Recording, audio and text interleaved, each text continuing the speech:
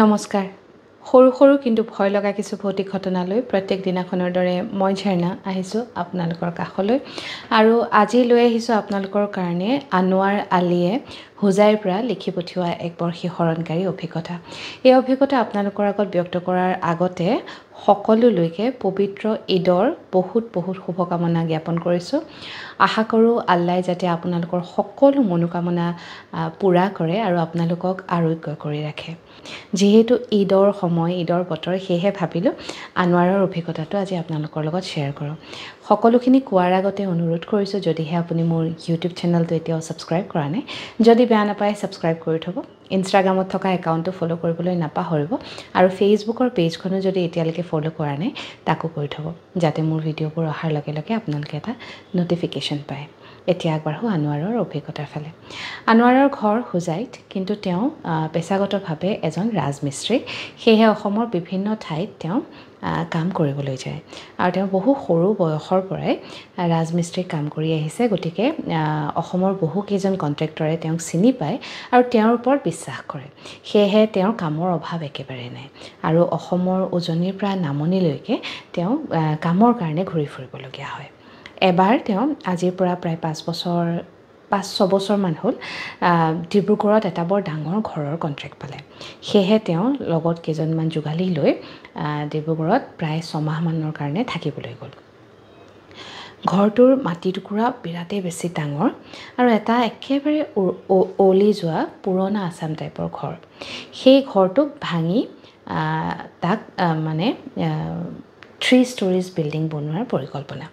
আৰু কণ্ট্ৰেক্টৰজনে গোটেইখিনি কামৰ দায়িত্ব আনোৱাৰকে দিলে। আনোৱাৰ আকৌ কামত বিৰাট বেছি ছিনচিয়াৰ। ৰাতিপুৱা প্ৰায় 6-7 বজাৰ পৰা তেওঁ কাম আৰম্ভ কৰে আৰু গোটেই দিনটো মানে একেবাৰে কণ্টিনিউৱাছ কাম কৰি গৈ থাকে। সেয়েহে তেওঁ কামবোৰ বিৰাট ভাল আৰু বৰ সোনকালে হয়। সকলোৱে সেইকাৰণে তেওঁক কামৰ শলাগো লয়।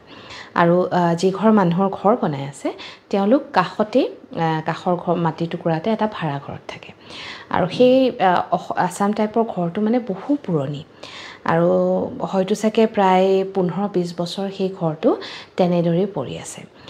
আনোৱাৰৰ অলপ আচৰিতো লাগিছে, ইমান ডাঙৰ এটা ঘৰ থাকোঁতে মানুহ ঘৰ আকৌ ভাড়া ঘৰত কিয় থাকে। কিন্তু তাৰপিছত ভাবিছে যিহেতু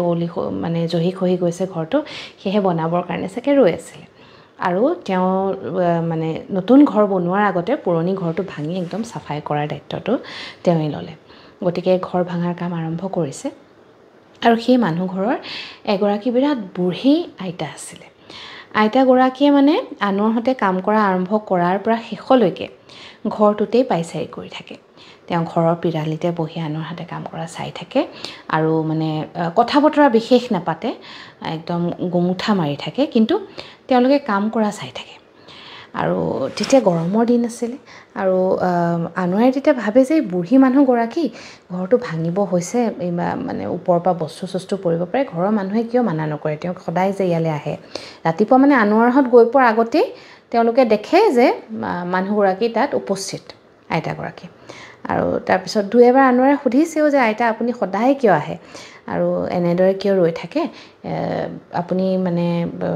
ঘৰত থাকিব লাগে, ইয়াত দুখ চুখ পাব কেনেবাকৈ। আইতাগৰাকীয়ে পিছে একো উত্তৰ নিদিয়ে। তেতিয়া আনোৱাৰে মানে অকণ আচৰিতো পাইছে যে কি হ'ল, কিহৰ কাৰণে তেওঁ উত্তৰ নিদিয়ে। তাৰপিছত ভাবিলে হয়তো চাগে বুঢ়ীয়ে ঘৰটো ভঙা বৰ এটা ভাল পোৱা নাই, কাৰণ বুঢ়ীৰ মুখখনত মানে ধৰিব পাৰি আইতাগৰাকী যেন বিৰাট খঙত আছে, কিন্তু একো ক'বও নোৱাৰে। ল'ৰা ছোৱালীয়ে ঘৰ ভাঙিব বিচাৰিছে, মানে ল'ৰাটো আৰু বোৱাৰীয়ে ঘৰ ভাঙাৰ দায়িত্ব দিছে যেতিয়া ঘৰটোতো ভাঙিবই। তাৰপিছত এদিনাখন ঘৰ ভাঙি থাকোঁতে বিৰাট গৰম, মানে আনোৱাৰহঁতে সাধাৰণতে গৈ পোৱাৰ পিছতে তেওঁলোকক চাহ পানী দিয়ে মালিকে আৰু পানীৰ বটল চটল ধুনীয়াকৈ দিয়ে আৰু দিনটোৰ কাৰণে।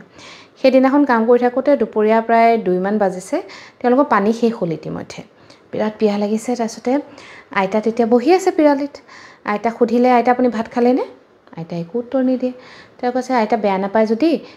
পানী 2 বটলমান আনি দিব নেকি, বা আপোনাৰ বোৱাৰীক ক'ব নেকি দিবলৈ, বিৰাট পিয়াহ লাগিছে। তাৰপিছত মানে আইতাগৰাকী লৰচৰ কৰা নাই, পিৰালিতে বহি আছে। আনোৱাৰ তেতিয়া অকণ খং উঠিছে। তেতিয়া আনোৱাৰে ক'লে আইতা ইমান কষ্ট কৰি আছোঁ আমি এই গৰমখনত, আপোনাক ইমান অনুৰোধ কৰিছোঁ, পানী এবটল আনি দিব নোৱাৰেনে? তাৰপিছত তেতিয়া মানে আনোৱাৰে 2-3বাৰ কোৱাৰ পিছত বুঢ়ীগৰাকীয়ে উচাত মাৰি তাৰপৰা উঠি গুচি গ'ল আৰু মানে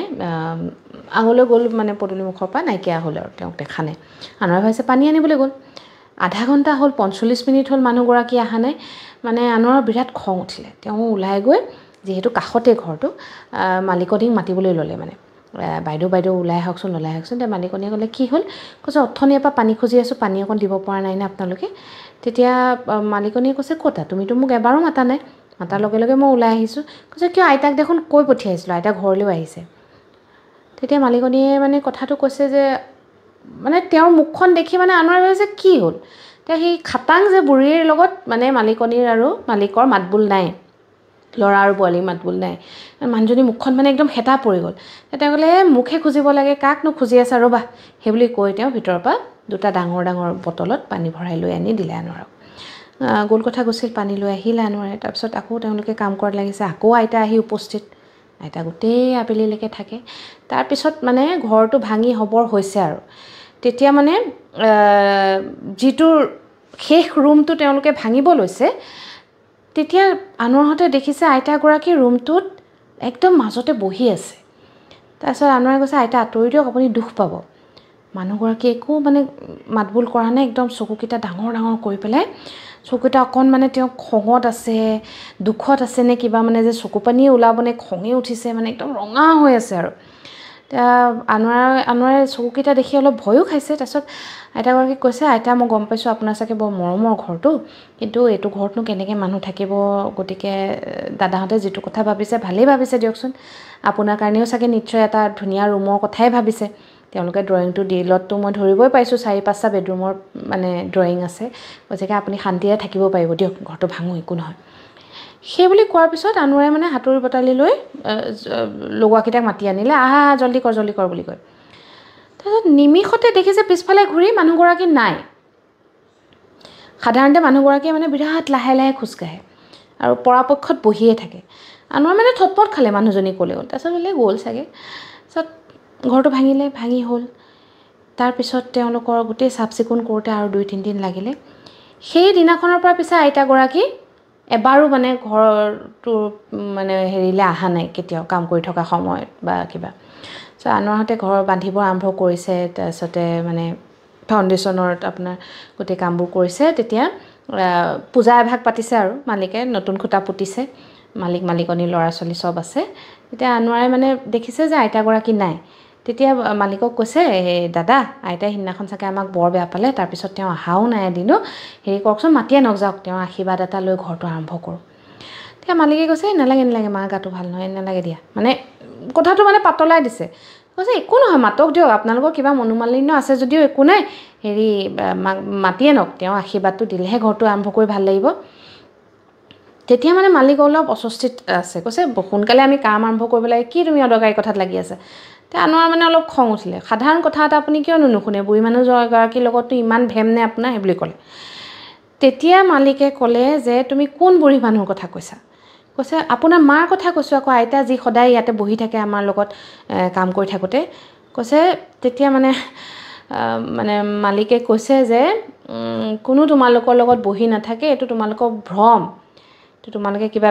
বেলেগ বস্তু দেখিছা আমাৰ মা ঢুকুৱা আজি বহু বছৰ হ'ল আৰু মানে তেওঁৰ কাৰণে আমি ঘৰটো ভাঙিব পৰা নাছিলোঁ তেওঁ যোৱাৰ পিছতো আমি বহুবাৰ চেষ্টা কৰিলোঁ কিন্তু এনেদৰে মিস্ত্ৰী যোগালীবোৰে তেওঁক দেখা পায় আৰু আধাতে কাম এৰি গুচি যায় কিন্তু তোমালোকে তেওঁক মানুহ বুলি ভাবিলা তেজমুখৰ মানুহ বুলি ভাবি তেওঁৰ লগতে থাকি ঘৰটো ভাঙিলা আমাক বৰ ডাঙৰ সহায় এটা কৰিলা এতিয়া খুঁটাটো পুতা আৰু ঘৰ বনোৱা আৰম্ভ কৰা এই কথাটো শুনাৰ পিছত আনোৱাৰৰ মূৰৰ ওপৰত যেন সৰকখন ভাঙি পৰিলে তেওঁ তেতিয়া মানে গোটেই কথাবোৰ ফ্লেশ্ববেকত আহিছে ইমান দিনে তেওঁ যিগৰাকী বুঢ়ী আইতাক দেখি আহিছে যিগৰাকী বুঢ়ী আইতাৰ লগত বিভিন্ন কথা পাতিছে আইতাই একো পাতা নাই তেওঁৰ লগত বহি থাকে কিন্তু আনোৱাৰেতো কৈ থাকে কিবা কিবি কথা আৰু 2-এবাৰ মনোমালিন্যও হৈছে আৰু সেই ৰুমটো তেতিয়া মানে আনোৱাৰ সুধিলে এই ৰুমটো তেনেহ'লে আইতাৰ ৰুম আছিলে নেকি তেতিয়া মালিকে ক'লে তেওঁৰ সেইটো শুৱনি কোঠা আছিলে আৰু সেয়েহে তেওঁ মানে বিৰাট দুখ কৰিছিলে চাগে তোমালোকৰ আগত মালিকনী একদম নৰ্মেল মানে যেন একো ঘটনাই ঘটা নাই আৰু আনোৱাৰহঁতক মানে ধন্যবাদহে দিছে যে তোমালোকৰ কাৰণে আমি ঘৰটো ফাইনেলি এতিয়া বনাব পাৰিম তাৰপিছত আনোৱাৰে তেতিয়া মানে একদম সকলোকে নমস্কাৰ দি ক'লে যে আমি এই ঘৰটো বান্ধিব নোৱাৰিম আপোনালোকে ইমান ডাঙৰ কথা এটা আমাৰ পৰা লুকুৱালে আৰু